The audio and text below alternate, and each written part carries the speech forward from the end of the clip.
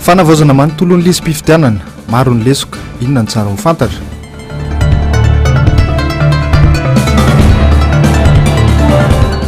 Eid el-Fitr inona marina ny dikany.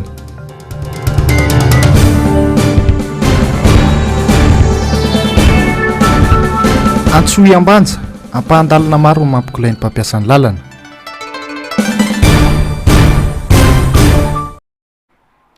Tompoko lahy sy tompoko vavy ankafaliana sy ampitiavana no hitsidiako ny tokantranao no sady hiara-bakanao amin'ity hariva ity. Arabaina manokana ny mpino silamo rehetra nahatratra ity andro lehibe ity. Manasanao ampanajana sy ampitiavana tenako anaraka ny vaovao hatramin'ny farany. Abetsaka ny tsy fahatombanana amin'ny lisitry mifidy ny toy to amin'ny boribory tany fahenina androany. Ny fandehanana ifotony nataony Antoko Madagasikara no tarihan'ny filoha Marc Ravalomanana. Anisany notsidiany ny tao amin'ny fokotany Ambomiadana Atsimo, Ambomanarina. Mbola betsaka ny fahadisoana hita ao anatin'ny lisym-pifidianana araka ny fanadihadiana sy ny fitsirihana natao teny antoerana Angombaovany Jessica Miray sy Tahirinena. Andiny fa 420 ao anatin'ilay lalana Fehizoro laharana 2024 tsipika aotraotra valo mifeny fifidianana sy ny fitsapakevim-bahoaka no milaza fa azony olom-pirenena rehetra ataony manara-maso ny lisitry ny mpifidy eny anivon'ny fokotany ao anatin'ny 20 andro. Afaka manao izany ihany koa ny antoko politika ho an'ny androany ny fokotany Ambomiadana Atsimo no nanaovany filoha nasionaly ny antoko tima ny fanaraha-maso. Tsy maninona fa anamarina fotsiny hoe inona zava misy ato. Zay zao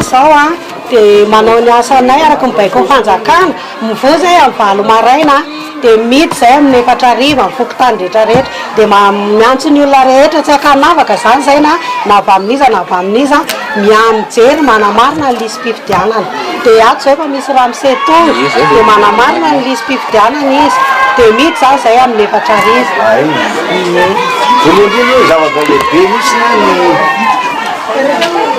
fanaraha-maso ny naran'le olona soratanarana dia hitanao misy tsikatra eo misy fandiso andro izy. Misy somary misy diso kely fa manity zay. Na dia efa nifarana aza ny fitetezana tokantrano nataony agent recenseur, mbola maro amin'ny olona ny tsy mahafantatra akory ny atao hoe fanavaozana manontolo ny lisitry ny mpifidy. Izay indrindra no ilana fanentanana toy izao. Aza lehibe indrindra zany dia ny farisian'ny olona tokoa anamarina ny anarany. Fa ny tena nanahirana sy tsara zavaina amin'ny olona tsy fantatry ny olona rehetra ny akamaroany le hoe refonty hoe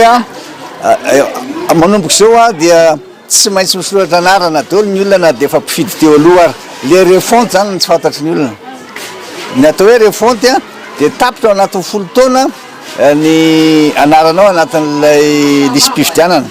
na ny kara-pifidiananao iny tsy maintsy hovaina tanteraka noho izany na dia mpifidy foana ary ianao na nakaratra tsy maintsy miverina aloha makany amin'ny fokotany iray manoratra ny anarana vaovao fa raha zany tsy voasoratra ny anaranao raha tsy zany tsy afaka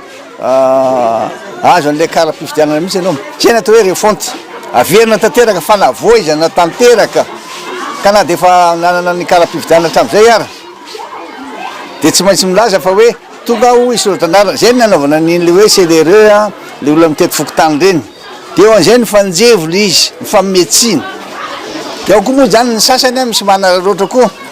mandiso an'le zavatra resahana na mame toromarika any ambadika any na manana kajikajy politika ohatra hoe misy andreo le chef district zay tena andresahana apahabaymaso mihitsy tsy ny ambamba mihitsy milazana le izy satria marina le izy ohatra ny teny Marolambo ohatra na zay toerana nahitanay azy na ny tany Vakinakaratra amin'izao fotoana izao rehefa niresaka tamin'ny seni zay hoe orsenia hotetezinay daholo ny fokotany rehetra eto Madagasikara rehefa zay ny tindavina efa tsy vita anatin'ny 20 andro fa zao no tokony atao avoay aminay daholo dia navoaka ny seni tikatra le liste ny ino ty liste ny resaka fokotany ty resaka fokotany manera Madagasikara zay tena akasitrana azy tokoa zany fa tena nanao ezaka be izy dia efa faty zany zao tia dia mba tsy maintsy tenenina vahoaka zay ka dia mino aho fa anak'izay fa izao koa zatra mbola angatanay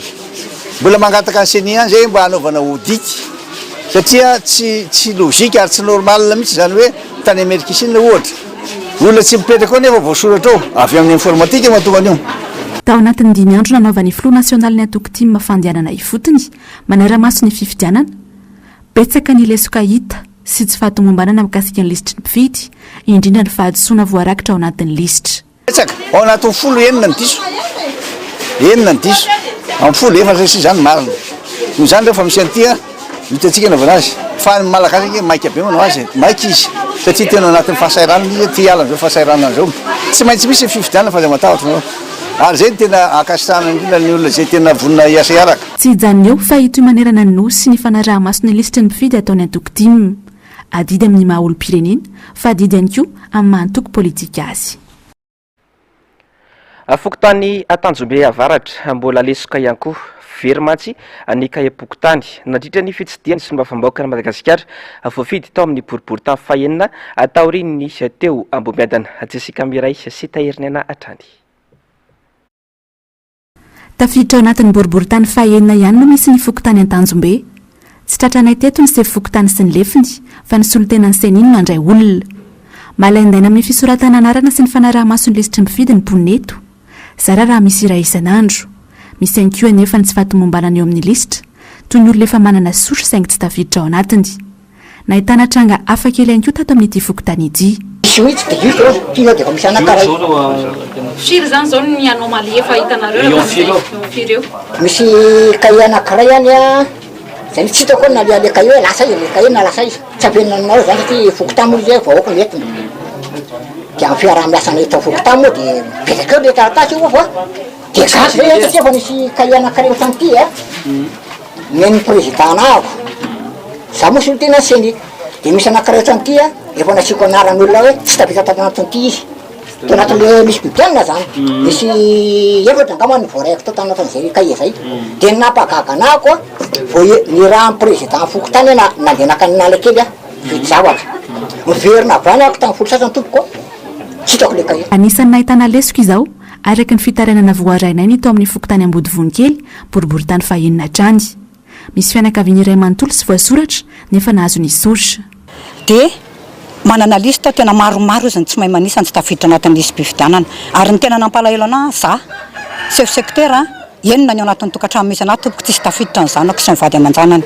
mampalahelo be satria zay hatramin'izay 4 taona teo Ambohimanarina mifidy foana ireo za mifidy foana reo zanako ireo sy ny vady aman-janany tsisy tafiditra de misy lista moa ao amiko ao zany mandeha mitona ny olona isaky ny fokotany nanomboka omaly andeha hisoratra any amin'ny fokotany de eo nahitana ny lisy maromaro le olona tsy tafiditra tompoko sy ny latsaka de tiana marina eto atsika rehetrarehetra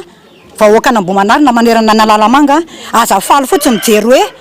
io ny anarako mijery amin'ny fokotany hoe io ny nom sy ny prénom numéro carapanos de ao jereo ny date de naissance fa le izy misy teraka 63 ohatra lasa 53 betsaka ny fitarenana voarain'ny solomavambahoaka mikasika ity lisitra ity toy ny fananana sotro saingy tsy voasoratra ao anaty lisitra trany izay indrindra no anaovana ny fanaraha-maso isa-pokotany toy izao be le taraina de noho zay hoe tarina voaka zay hoe tsy ao anatin'le izy de zay no tonga anay zany mijery mihitsy de manara-maso amin'ny citoyen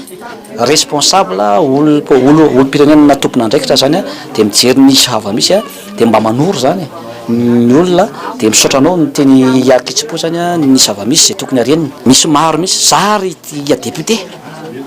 de nanao ny vérification diso ny alotrano maika moa fa olo-tsotra zany koa dia manetana ny olona zany anara-maso fa miara iny itsika vahoaka miara-metana isika vahoaka ny andro maso apoko ny olona rehetra trany amin'ny anarantsika ohatran'izao tsika miara-metana ohatra zao zay vahoaka be mihitsy tsika zao tena mafinaritra efa miara-misalaha dia kely lalana nratsy ao anatin'izay ngatànay zany dia aleo tsisy fanavakavahana na izy na iza zany totonga ary misaotra anareo androany fa hoe efa nahazo arainsa instruction nareo hoe jour férié tokony tsy miasa de miasa nareo raha ho an'ny boribory tany fahenina manokana ito ny fitetezana fokotany ataon'ny solomavambahoaka noho ireo tsy fahatomombanana maro ireo nanambarany teo anivony vomeram-pirenena maleo tena ampisaina ny fifidianana na nisy niha fa tsy tafiditra ao anatin'ny lisy mpifidianana izay tonga teny anivony fokotany ireo olo-pirenena izay nysoratra anarana ataorin'ny fasivy ny volana martsa lasa teo raha nambaran'izy ireo tamin'ity androany ity miantso ny olo-pirenena atrany nefa izy ireo mba ho tonga eny anivony fokotany manerana any Madagasikara mba anamarana ny anarany ao anatin'izay lisy mpifidianana vonjimaika navoaka ny seny izay Germain Menjanary simbola avatsara nanamafy tokoa ny teo anivon'ny voamera-pirenena momba ny fifidianana androany fa tsy ho tafiditra ao anatin'ny listra ireo olom-pirenena izay nysoratra anarana taorian'ny daty ny 7 volana marsa filazana izay mahasadaikatra manoloana ny fametrahana ny daty ho famaranana vonjomaika ny lisam-pifidianana ny 17 ny volana marsa lasa teo ny olona voaisa talohan'ny 9 marsa ka tonga teo anivon'ny centre informatique de district talohan'io 9 marsa io ny karneny no tafiditra tao anatin'io lista io fa ho atsika izay voaisa talohan'ny 9 marsa ihany koa nefa tsy tonga teo anivon'ny district ny karne na ho atsika zay voaisa ka nisoratra anarana taorian'io 9 marsa io dia tsy tafiditra ao anatin'io lista io tsika saingy kosa efa manohy an'izany sezi zany ny seni ka ho tafiditra ao anatin'ny lista tsika rehefa tonga ny lista amin'ny arretage définitif miantso ny olom-pirenena atrany anefa ny seni mba anamarina ny anarany ao anatin'ny lisam-pifidianana atramin'ny farany ity volana ity satria ny fisoratana anarana dia mbola mitohy jusqu'amin'ny 31 mai ka ho atsika zay efa tafiditra ao anatin'ny lisam-pifidy kosa dia entanina ihany koa tsika mba ho tonga eny amin'ny fokotany hanamarina izany fisoratatsika ao anatin'ny lisam-pifidy zany sy hanamarina ny mombamombatsika sao dia misy fadisoana ny ao anatin'ny listra zay eny anivon'ny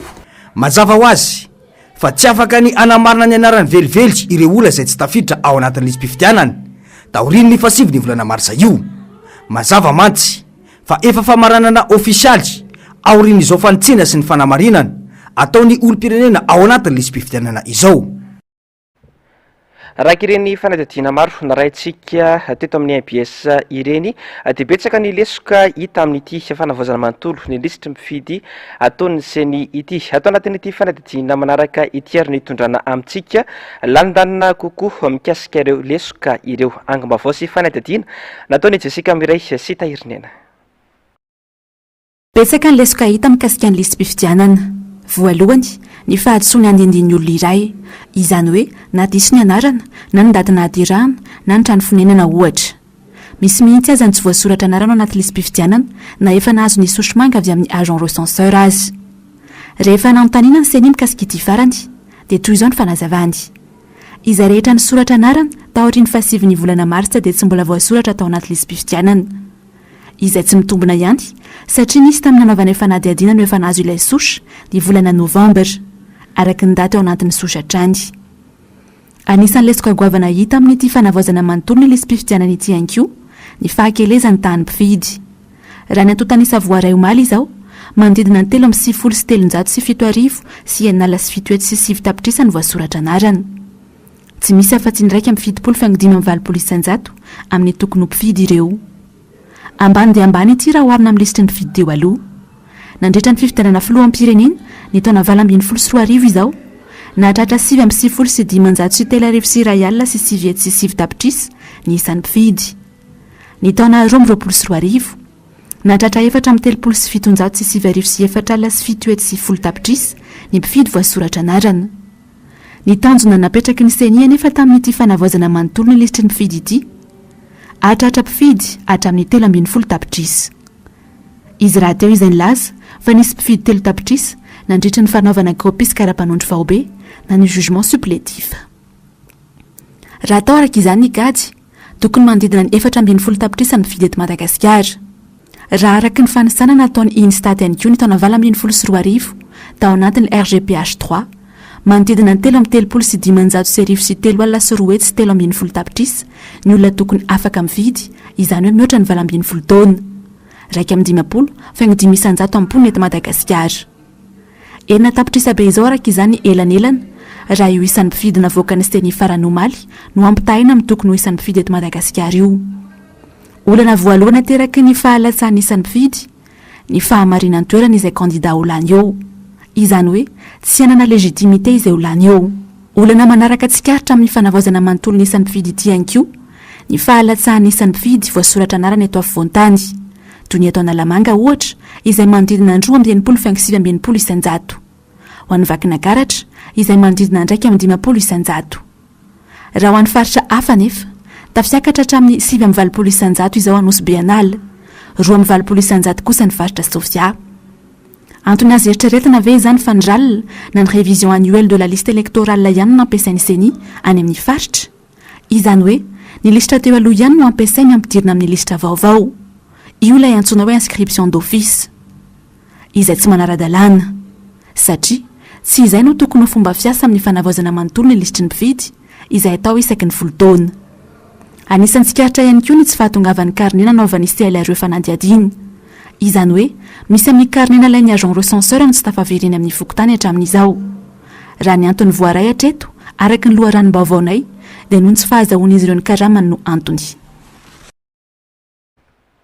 fanandritra ny fandehanana ifotony nataon'ny front national ny antokotiko Madagasikara androany atao Ambohimanarina dia nisy andehan'olona ny orakoraka ny filoha Marc Ravalomanana olona voakarama ireo olona ireo raha ny fanadihadiana nataon'ny Jessica Miray sy Tahirinaina teny antoerana vao tonga teto amin'ny tsena Ambohimanarina izahay io maraina io olona maro no efa niantrana teto amin'ny sisinalana itsenan'ny filoha nasionaly ny antokotim Marc Ravalomanana dia tsy ankilany ihany koa olona maromaro izay zazany ankamarony no efa niandry teo amin'ny tohatry ny tsenana Ambohimanarina vao nigadona ny filohan'ny tim dia niorakoraka ireo zaza ireo ary efa niomana tamin'ny sora-baventy toy izao ny zava-nisy talohan'ny orakoraka teto ity teo amin'ny tsenana Ambohimanarina Ambohimadana Atsimo ny fahatongavan'ny filoha Ravalomanana zany niaraka tamin'ny olona citoyen eo amin'ilay fokotany nanamarina ny anarany tao amin'ny fokotany mareo aketo aloha fa ny fokotany Ambohimadana Atsimo dia nandray tsara ny filoha Ravalomanana fa ny indrikely fotsiny sady mampalahelo moa no mampieritreritra zany hoe ny fanaovana kilalao maloto iveriko fa tsy mendrika ny tanàna Ambohimanarina topoko le fihetsika anaseho hoe inona tsy mahatoky le valeur anao ve anao sa hoe inona dia akizy kely no karamaina tonga dia vakiko bajely satria niaraka tamin'ny teo amin'ny totohatra ary zareo tsy mahafantatra hoe ahoana dia fampiresaka hoe ankizy ohatrinona ny azony se dia la ny ankizy teo akaikiny zaho arinao ny tena 2 ny menana izany namme le volanse ozy dia nakeo dia le madama ao ambony ao amintsena tsy fantatra aloha le madama fa ny zavatra fantatro zavatra tsy tokony fatao reny satria zao zo ary zo an'ny adidin'ny olom-pirenena no mandeha mijery ny lista ao anatin'ny listim-pifidianana ary tsy mety ary tsy azo atao tompoko ary enjehan'ny lalàna zaza tsy ampitaona nampanaovana zavatra mamohatra ohatry reny ka eto dia te hiteny zay mahatsiaro tompona andraikitra za malala le tompona andraikitra fa mbola tsy hiteny aloha fa te aperitreritra hoe tanàna iraisana Ambohimanarina ary tsy niainana Ambohimanarina zavatra ohatry zao tompoko hatramin'izay fa tsy fantatra hoe inona le antony mahatonga an'le izy hoe mieritreritra avy anao le toerana zany fandimbiasana tsy eo mandrakizay ianao tokony ampiseho ohatra tsara ianao raha mbola teo eo amin'ny fitondrana ampiseho ohatra tsara ho an'ny mpiarabelona aminao sy ho an'le mponina fehezina ao amin'le fokontany Ambohimanarina fa matoa ianao mampiseho an'ireny toetra ireny dia misy zavatra fantatrao araka ny fitenin'ny tanora tsy kiletsony angamby ianao na tsy mahatokony valeur anao tsony raha ny loha ranom-bavao voaraina iatranty lehibe ny tsena no anisan'ny nizara vola teto ankoatra ny vola no zaraina vary amin'ny anana vao maraina sy mofy ihany koa ny olona ny orakoraka teto Ambohimanarina mbola mampikolay ireo mpampiasa lalana ny faratsin-dalana any amin'ny lalam-pirenena fa enina iny amin'izao fotoana izao ny tena simba tsy misy mpanamboatra fa ny mbola tsara ihany no mody amboary ny mpitondra amin'izao fotoana izao ho ireo mpampiasa lalana asendra ny anjava-ndriamahefa sy manora andriamalala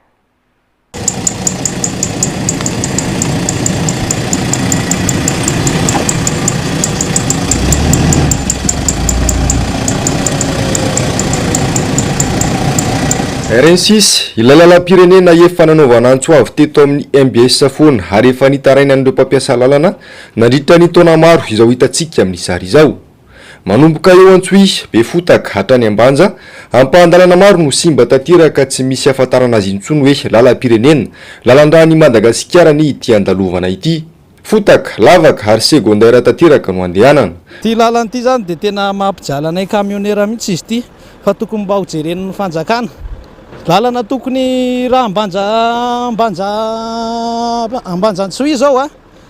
tokony hoe tokony adiny 5 io raha ny tena izy raha tena hoe dinidiniana ny zava-misy nefa zao zay zao miala amin'ny 5 amin'ny 9 maraina eo Antsohihy makany Ambanja amin'ny 5 alina tonga amin'ny 7 alina ohatran'izany misy mantsy zao le lalana ny andry zareo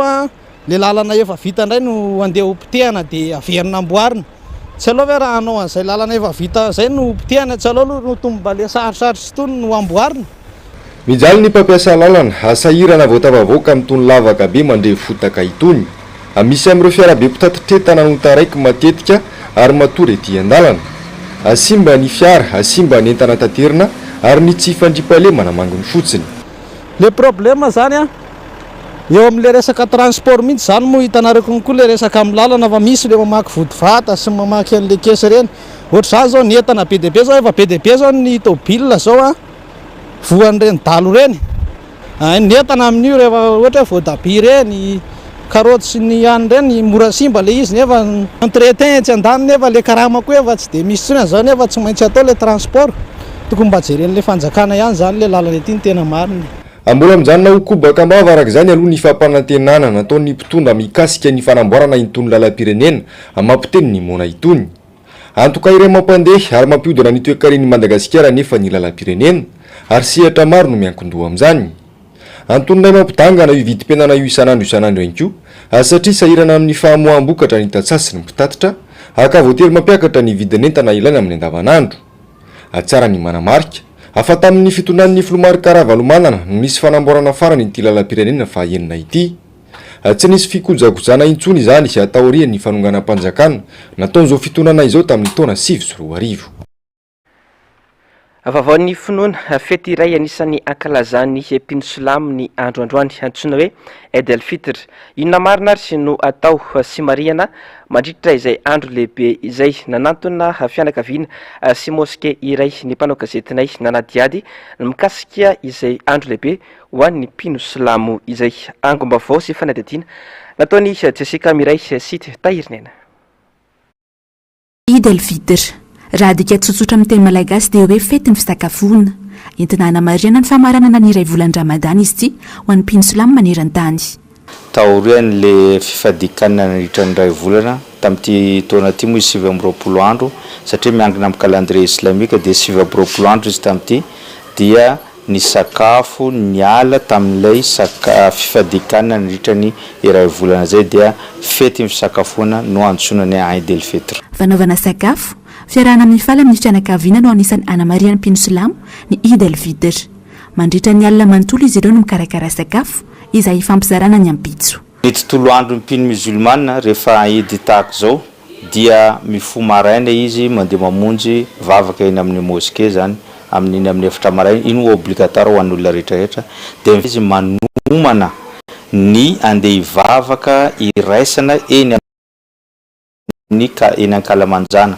zany hoe amin'ny toerana anankiray izay ivorian'ny mpino silamo rehetrarehetra zany tsy amin'ny moské io fa amin'ny toerana banja malalaka mba ahafahany mpino rehetrarehetra zany ho tonga satria raha amin'ny moské mety tsy omby sy noho ny ankamarozan'le olona dia natao an-kalamanjana le izy dia mamonjy an'izay soala zany na vavaka iombonina zany dia aorinan'izay mifamangy izy ireo ary mifanolotra cadeau ary mifanolotra teny firarintso sy fiarabana aorinan'izay dia aorinan'izay ihany koa izy ireo dia manasa ny namana ohatra zao afaka manasa ny namako zao androany misakafo atoandro eto na zay ihany koa voasa any amin'ny olona anankiray dia fanakalo ohatr'izay dia amin'ny arivo moa ny tena atao zany mitondra vady aman-janaka mandeha mitsangatsanga. Anisan'ny fety goavana ho amin'ny mpino silamo ny famaranana ny volan'ny Ramadana toy izao.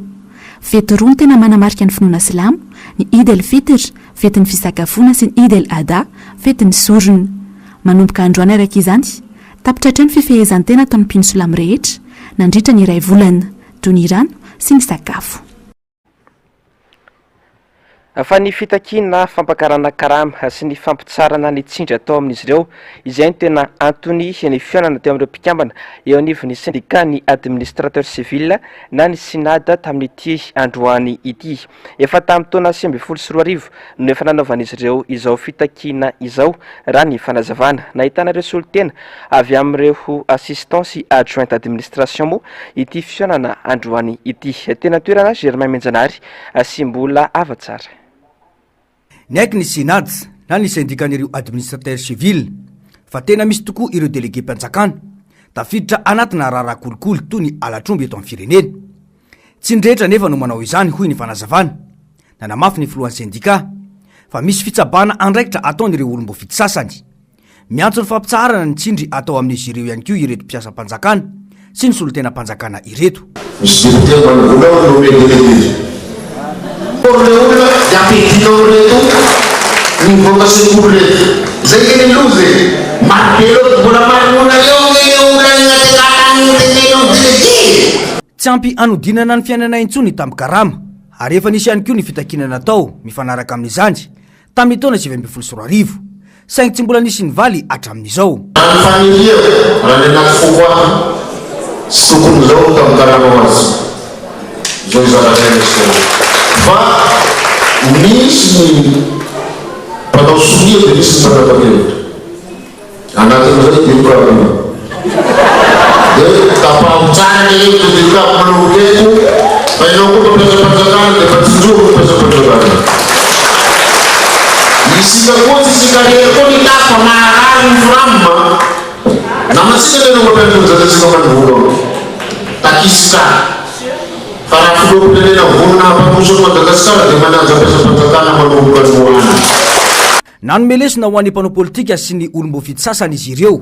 nandritra ity fotoana ity. Izy ireo no solon-tena mpanjakana eny fotony hoy ny fanazavana koa tsy misy fiodinan-draharaha raha tsy eo ireo rafitra efatra mandrafitra ny fitantanan-draharaha-mpanjakana eny efotony. Fampitohy-atrany ny fandrirazana ny fitsarana nisy ramatoa ny nidony noho ny tsy fahasalamana mahazo ny sietena gataka fampitsorana vonjimaika ny mpisolo vavazy no lavan'ny fitsarana mba raha tonga voalohany nefa io fangatana io ary voalaza araka ny fampitambavao fa amin'ny 20 aprily ho avy zao no ivoaka ny didim-pitsarana mahakasika azy ny verina namonjy ny hôpitaly be ny Nosy-Piaraka izany ny nidony manaraka ny fitsapony tsara ny mampatsiahy fa fiampangana misy fito be zao no mahavoasaringotra ny tenany sy ireo mpiarady amin'ny karahantsika eto ihany ny tohin'izay vaovao izay. Vaovao sosialy aok'izay ampy izay ny fahoriana ny aina ny malagasy tamin'ity fitondrana ity hoy ny fanehoan-kevitry ny olom-pirenena sendra ny mpanao gazetinay be loatra ny kobakambava tsy fantatra intsony izay tena laharam-pameana sy ny soro-dalana hitantanana ny firenena ankehitriny. Ando miaratina Mateo Prince. Mena ny tondry rehetra ankehitriny tsy misy mandeha amin'ny laony ny fitantanana ny firenena potika ny toe-karena mandady ary mitrosina amin'ny tany ny sosialim-bahoaka sy mba hatramin'ny toe-tsaina santionana amin'ny zava-misy ankehitriny ireo be loatra ny lesoka tsy mazava intsony ny soro-dalana hitantanana ny firenena tsy misy ny vahaolana any ka mandeha anjambany tahaka ny tsy misy mpiainy vahoaka tsy mandady arony matsapa ny rehetra fa potika tanteraka ny fiainana ankehitriny izay mbola vesara ny fahatra na laliny. Tsy zavatra tena inatony zao fa miandry ze mpitondra vaovao zay aloha ny amin'ny analo zay ze mpitondra vaovao no antena inanao zavatra hoe anarina an'le le lara-pamenana tsy fantatry hoe inona zany tena lalany potika daholo ny lalana fa maro io lalana io taloha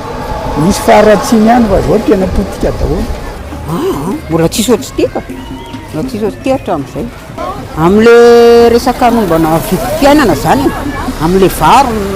miakatra tsisy ohatr'ity mihitsy tena tsy dia mijerina aty ambany tanàna mihitsy aloha mpitondra amin'izao hoe tsy mahita ny fahasahiranany vahoaka ty amin'ny quartier tsy dia mijeriny ambany tanàna amin'ny sakafo moa indrindrindrindra moa io mihitsy eo amin'ny sakafo eo amin'ny sakafo mihitsy moa zany tena vao may problème be ho an'ny vahoaka ty ambany tanàna tsy fantatra iza mihitsy ny tena nova amin'ity fiainam-bahoaka ty fa nita moa amin'izao dia efa latsaka katerena tanteraka amin'ny firenena drala ny vahoaka madinika ambany tanàna ohatrany hoe tsisy fanjakana ohatrany hoe tsisy mpitondra ve sa tsisy parka sa hoe ahoana tsy haiko ve hoe tsy mba mandray andraikitra ve le filohantsika sa hoe ahoana le filohantsika amin'izao ohatrany tsisy pia zany tsika amin'izao e lasa tena tsy haiko hoe ahoana tsy mba ohatrany tamin'ny androny dada tsisy fanantenana tsony lalana sy mba vidim-piainana miakatra isan'andro san'andro fanangatana amin'le mpitondra fanjakana fotsiny zany mba hijery an'le tena tsy manana fa manana ihany ve no tovozany eo de tena nangatana zany aloha izy aloha mba hiala kely eo amin'le fitonjana mihitsy ny aminazy aloha tsisy atena ina tsony ombotso mihitsy le fitantanana fa aloha to dia olona hafa mihitsy ny olona efa tofoka jeve an'le any asam-bava ve ny vanila avy lasa toko eny amin'ny hafa be zaly zany vahoaka satria ny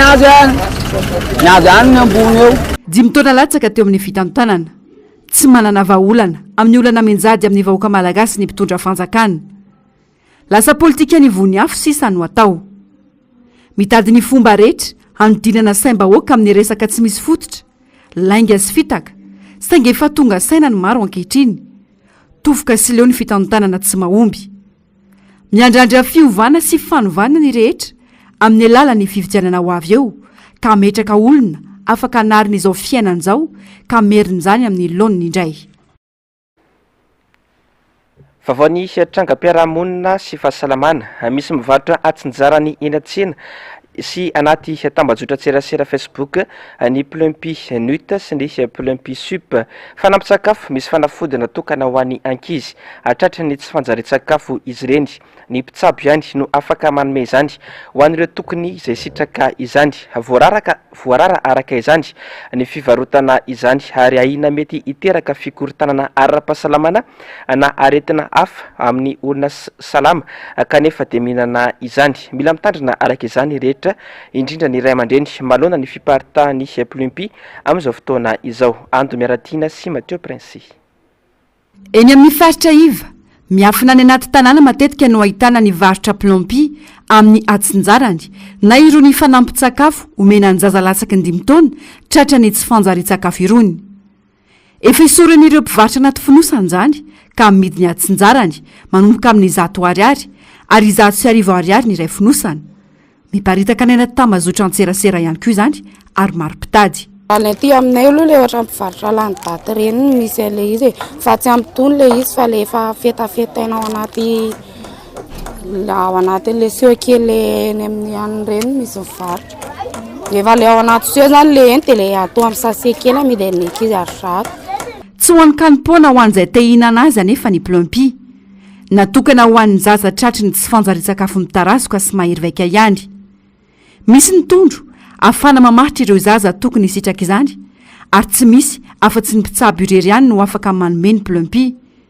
Ho an'ny teren'mpianakaviana ity, any amin'ny toeram-pitsaboana mihitsy izy no maka izany ho an'ny zanany vao mary ny mpitsabo fa tsy salamo. Misy fatra ihany koa izany fa tsy araka izay itiavana azy fotsiny. Le Plumpy zany sakafon-jazakely fanampin'olon-jeny dia zaza mahazo an'le izy le misy an'le ariboty sy ary fisaky reny eny CSBT eny Tambena ny azahoana azy dia izay zaza salama no mahazo an'le izy. Le tsy ampilanja zany dia le mahazo an'le aretina le ary fisaka sy ariboty. Ohatra hoe manome 5 izy dia ao anatin'ny 5 andro ny nianana an'iny. Dia raha isan'andro dia raha tsy laniny iny dia aprima ao anaty bocal satria izay fetrany hoaniny ihany no omena anazy satria misy fetrany koa fanomezana anazy ilay izy. Raha hoe amaraina izao izy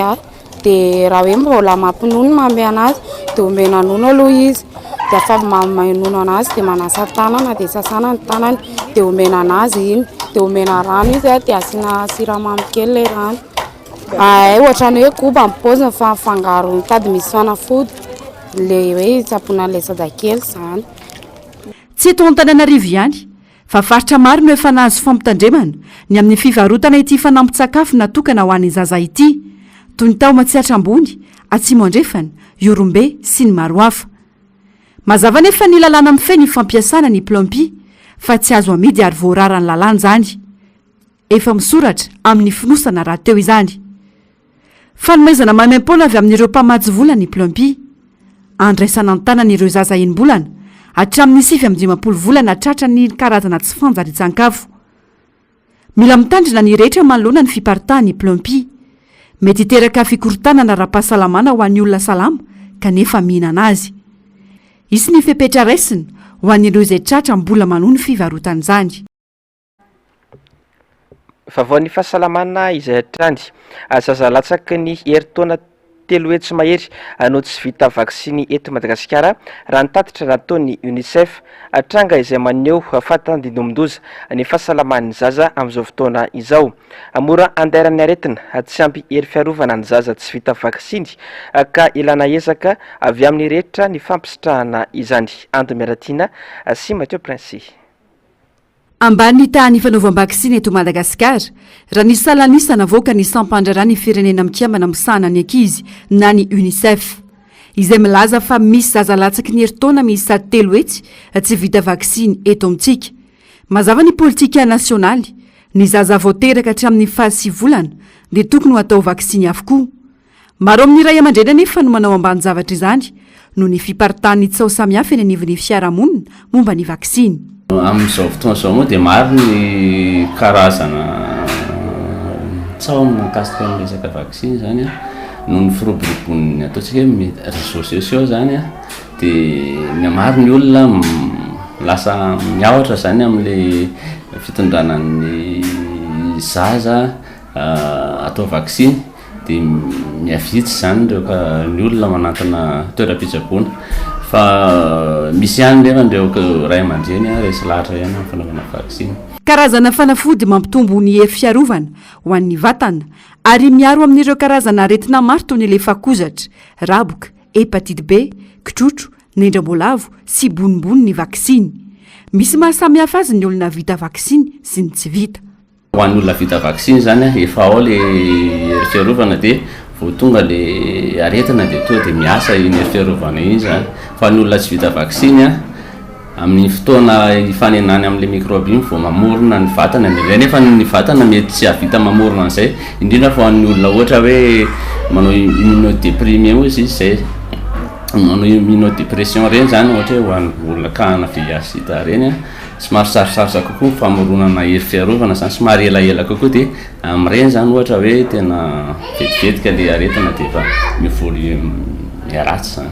Maro amin'ny ray aman-dreny no manao zava-dehibe ny vaksiny ary manaja fatratra ny tetiandro fanaovam-vaksiny tahotry ny mety ho fiantraikany ratsy eo amin'ny toe-pahasalamana. Misy kosa nefa ireo tsy nahavidy izany mihitsy noho ny antony samihafa. Misy olona zay mihitsy izy tsy continue amin'ny finoana zany tsy manao vaksiny izy dia hitako mihitsy ilay zanany zao efa 7 ans zao ilay zaza dia ohatry ny maroforofo. Efa navita vaksiny fa vaksiny herintaona sy 3 volana sisa zao tsy vita ny anazy satria ilay vaksiny tsy na ilain'ny ankizy zany satria mora marefo ny ankizy rehefa tsy vita vaksiny. Na zao ny zanako tena vita vaksiny daholo ny zanako 4 vita daholo. BCG dia iny polio ile vaksiny 5 aveo ilay herintaona sy 3 volana. Zay any ambanivohitrako dia tsy mahafantatra hoe zao na zao fa any any manany. Tsy maintsy tokony hanao vaksiny zany ny ankizy na ny lehibe konkoa iarovana amin'ilay aretina. Zako zao mbola tsy nahavita mihitsy. Le corona aloha fantatro hoe fa le an'ny ankizy BCG sy le miaro amin'le aretina lefakozatra. Araka ny lalàna ny atao hoe vita vaksiny dia efa nitsindrona ireo fatra ilaina araka ny karazana vaksiny ampiasaina. Mety ho indray mandeha, mety ho indroa, ka voara-maso sy voarakitra an-tsoratra. Tsy mijanona eo anefa fa afaka manao rappel momba ny vaksiny nataony avokoa ny rehetra hanamafisana sy ampitomboana ny hery fiarovana. Afaka manatanteraka izany ihany koa ireo tsy mbola navita na nanadino izany. Raha ny tatitra nataony UNICEF, ankizy 7 tapitrisa tamin'ny firenena 12 no tsy nahazo vaksiny nanomboka ny taona 2012 hatramin'ny taona 2012. Vavaony sosialy ny volana jona 2012 no nazahoan'ny fokontany avaratra Katso Pompy izay fanampiana avy tamin'ny UNICEF tamin'ny alalan'ny fikambanana antsoina hoe vakanatsolatra fifanarahana natao tamin'ny fahazahoana azy ny fanatsarana ny toerana manodidina ny orenany toy ny lakandrano sy ny tamboho manodidina ilay pompy. Nalain'ny commune nefa ny fitantanana io pompy io amin'izao fotoana izao ka naovan'ny fikambanan'io Antsoavo ny amerenana izany. Angom-baovao ny Germain Menjanary sy mbola avatsara. Fanampiana avy amin'ny UNICEF no nazahoana ity pompin-drano mampifanolana eto amin'ny fokontany avaratra Katso. Nisy fotoana sedra olana tamin'ny fandoavana ny sandrano ny fikambanana Vantsinasolatra izay nitantana azy ka nampiakatra ny vidin-drano. Niteraka disadisa teo amin'ny fikambanana sy ny commune Antananarivo izany. Ny olana nitranga dia ohatra zao nampiakarina 300 ny bidon an-drano na 100 ny bidon ray talohan'ny 17 février. Ny antony dia hoe satria nisy an'le vola zay tokony alohan'ny UNICEF zay takinay mandraky ny androany satria nomena ny tompony andraikitry ny commune io commune am'izao io zay nytenen'ny be ny tanàna manao hoe ahidina 20 ny bidon fa tsy atao 10 mba noho ny fanampiana ny resaka covid de avy eo io vola io tokony UNICEF nandoa azy naterina tany amin'ny commune ny resianay ny facture ny jirama azy 1,500,000 vidina rano telo volana fa tsy nalohan'ny commune ny vola ny teny taminay ny jirama manao hoe tapahana ny ranonareo raha ohatra ka tsy alohanareo io vola io zay ny natonga ny rano nampiakarina ho ariary zato na 300 ny bidon. Nisy ny taratasy nalefa ny commune Antananarivo renivohitra milaza fa tsy manara-dalàna ny fampiakarana ny vidin-drano nandray fanapahan-kevitra avy hatrany ilay fikambanana namerina ny vidin-drano ho amin'ny ara-dalàna saingy ny volana marsa teo dia tonga ny baiko midina manaisitra ny fikambanana tsy hitantana ny pompy midina ny vidin-drano gagabe zay taty orina indray fa mbola tonga indray ny taratasy many hoe avy reny ny lakile omena 48 heures ianareo tapitra ny 48 heures gagabe zay fa tonga avany ny bon gouvernance ohatran'ireny hoe tany misy jula reny miaraka amin'ny ordre de démission nomena andray matombo be ny tanàna raha mivakina ny ordre de démission dia aka ny lakile fahafantaranay azy raha ohatra ka aka lakile ny olona anankiray ka tsy omen'le olona le lakile de tokony mitory izy any amin'ny fitsarana maka grosse afa maka an'le lakile fa gaga zay fa tsy zay tompoko ny tranga fa tonga de nitsofaina ny varavara amin'ny pompy nitsofaina tamin'ny mail de nipoirina tamin'ny baramina de tonga de nysoloina ny lakile de le olona zay mifanolana aminay amin'ny fitantanana an'le rano no napetraka tao zay komity pokotany. Ankizy manodidina ny 50 no mahazo tombotsoa fa nomezana sakafo maimaim-poana ataony ity fikambanana ity amin'ny tombony azo avy amin'ny vidin-drano saingy tapaka ankehitriny. Misy andiana ankizy eo amin'ny 50 eo nanomboka tamin'ny janvier nanomboka tamin'ny décembre raha ny tena izy fa janvier ny tena précisenay satria sao de mba mety diso kely zay nanomboka tamin'ny janvier no sakafo avy amin'ny tombom-bahatra azo amin'ny pompy io satria zay de miteny manao hoe variana loatra tsika mijery ny any atsimo ny ankizy any atsimo foana nitatsika hoe tsy ampy sakafo fa aminay eto aminay misy ankizy koa zay tokony hotoanana ra-tsakafo ary am'izao fotoana zao ny ankizy de hitanay hoe malahelo ary tena malahelo satria le isaka sabotsy zay mba hanina kely hoaniny tapaka tanteraka. Raha ny fanadiadinana tao dia ahina ho misy ambadika politika ity tranga ity. Raha ny fantatra mantsy dia isan'ny torony commune Antananarivo renivohitra teny amin'ny TAF na ny tribunal administratif ny filohan'ny fikambanana ity noho ny resaka SMGD takiny fikambanana vakina antsolatra arak'izany ny amerenana ny fitantanana ity pompondrano ity amin'izy ireo mba ahafahana manohy ny asa sosialy ho tombotsoan'ny mponina eny an-toerana. Vavaon'ny fanatanjahantena tafaporitsaka teo anatrihan'ny Meksika tamin'ny isa 20 noho ny 7 ny ledizmaki nandritra ny lalao voalohany ao anatin'ny World Rugby Sevens Challenger Series 2024 atao any Afrika Atsimo amin'izao fotoana izao. Isa 7 noho ny 12 kosa noho ny sarahana teo anatrihan'ny Republicain Tchèque sahirana ihany koa ny fanehatra tamin'ny Afrika Atsimo mpampiatrano androany satria isa 14 noho ny 5 noho ny sarahany rotonta niondrika 15 noho ny 5 teo anatrihan'ny Pologne ihany koa ny ledizmaki tamin'ny 4 ariva teo atao anatin'ny lalao manasa-dalana.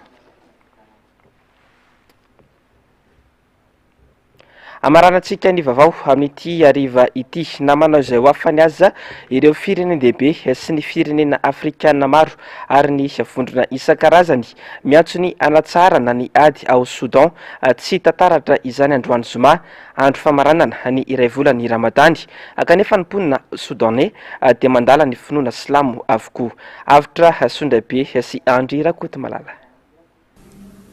Nirefidrefitra ny basy sy ny bomba tao Khartoum ny marainan'ny fetin'ny Eid al-Fitr teo.